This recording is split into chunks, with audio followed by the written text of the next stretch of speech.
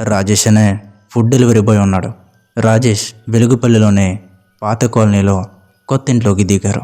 అయితే రాజేష్కి మొదటి రోజే ఒక వింత అనుభవం ఎదురైంది. అదేంటో తెలుసా? రాజేష్ పడుకున్నాడు. రాజేష్కి 12ంటికి మెలకువ వచ్చింది. కళ్ళు నలుపుకుంటూ వెళ్ళి కిటికీ డోర్ తెరిచాడు. అక్కడ చూసిన దృశ్యం రాజేష్ని భయపెట్టేలా చేసింది. ఏంటో తెలుసా? ఎవడో రోడ్డు మీద నుంచొని రాజేష్ వైపు కళ్ళార్పకుండా చూస్తున్నాడు. వీడెవడో బాబు ఇలా చూస్తున్నాడు అనుకున్నాడు. వెంటనే డోర్ క్లోజ్ చేసి వెళ్ళి పడుకున్నాడు. రెండో రోజు కూడా అలాగే జరిగింది. మూడో రోజు మాత్రం ఎప్పుడూ రోడ్డు మీద నుంచునే ఆ ముసలాడు ఈరోజు గేట్ అవతలకు వచ్చేశాడు. తర్వాత రాజేష్కి ఎదురైన అనుభవం చాలా భయంకరంగా ఉండబోతుంది. నాకు తెలిసినంతవరకు ఈ వీడియో మిమ్మల్ని ఎక్కడ బోర్ కొట్టించదు.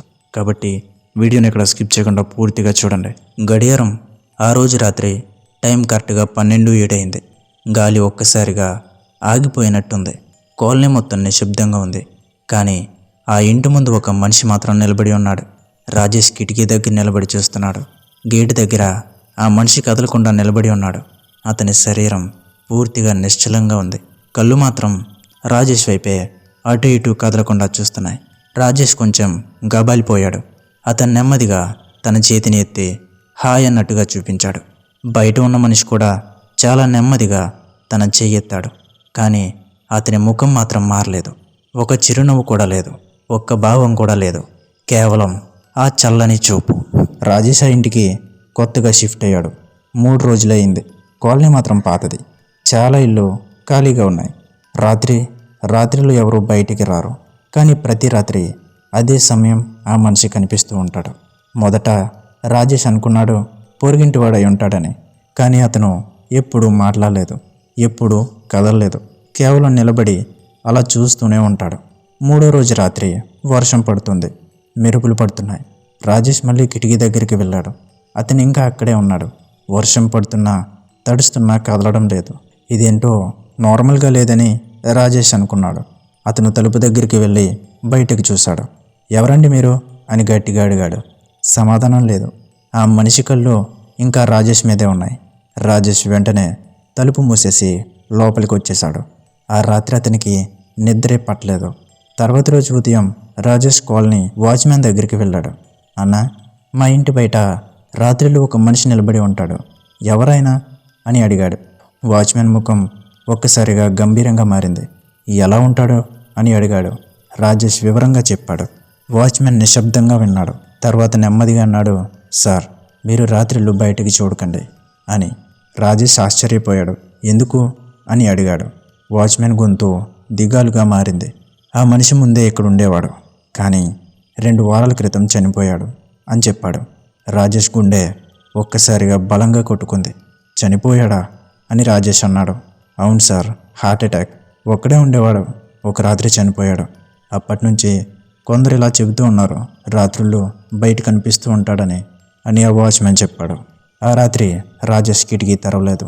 టైం 12 దాటింది. అతను తనను తాను నమ్మించుకున్నాడు, ఇవాళ అతను రాకపోవచ్చులే అని.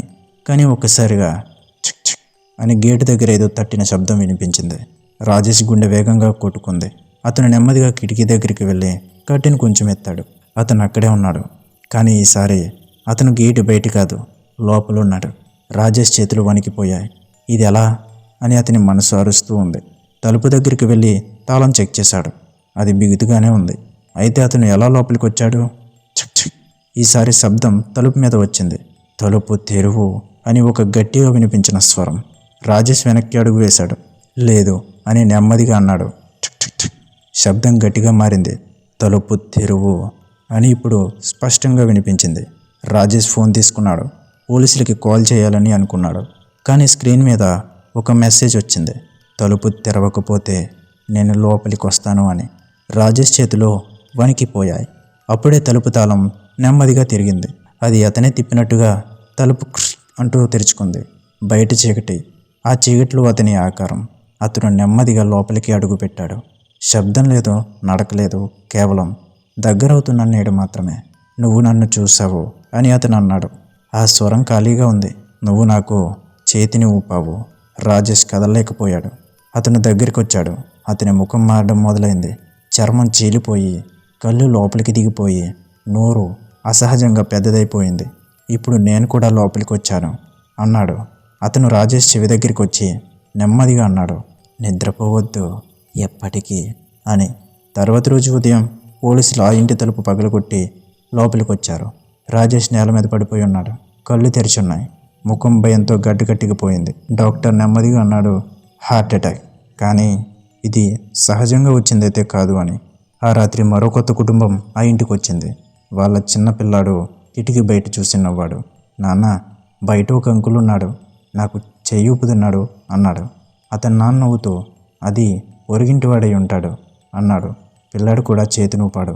బయట నిలబడి ఉన్న ఆ మనిషి నెమ్మదిగా తన చెయ్యెత్తాడు, కానీ అతని ముఖం మాత్రం మారలేదు. ఆ కాలనీలో ఒక రూల్ ఉంది, రాత్రి 12 తర్వాత కిటికీ బయట చూడకూడదు.